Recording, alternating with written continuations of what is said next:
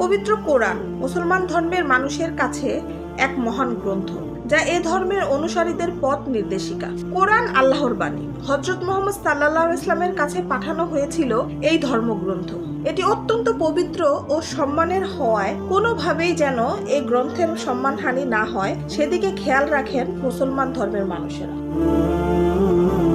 ঘরে কিংবা মসজিদে কোরআনুল কারিমের এমন অনেক পাণ্ডুলিপি থাকে যা পড়া যায় না, দীর্ঘদিন ব্যবহারের অক্ষর ঝাপসা হয়ে যায়, কখনো দেখা যায় কিছু অংশ ছিঁড়ে গেছে বা লেখা মুছে গেছে। এমন পরিস্থিতিতে পুরনো বা ছেঁড়া এসব কোরআন শরীফ কি করতে হবে, এ সম্পর্কে ইসলামের নির্দেশনাই বা কি? এক্ষেত্রে মেরামত অথবা বাইন্ডিং করে ব্যবহার উপযোগী করার চেষ্টা করাই সর্বোত্তম। কখনো দেখা যায় অতি পুরনো ছেঁড়া বা দুর্বল কোরআন মেরামতের অযোগ্য।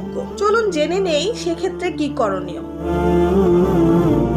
1. হাম্বলি ও হানাফি মাযহাব অনুযায়ী মেরামতের অযোগ্য কোরআনকে মৃত মুসলমানের ন্যায় মাটিতে দাফন করতে হবে, তবে তা হতে হবে পবিত্র মাটিতে এবং লোকজন চলাচলের পথে নয়, যাতে মানুষের পায়ে পিষ্ট না হয়। হাম্বলি মাযহাবের ইমাম আল্লামা মনসুর আল বাহুতি রাহমাতুল্লাহি আলাইহির মতে দাফন করার আগে অবশিষ্ট কোরআনকে ছিঁড়ে ফেলতে হবে। আবু আল জাওয়া তার পুরাতন কোরআন মসজিদে দাফন করেছেন।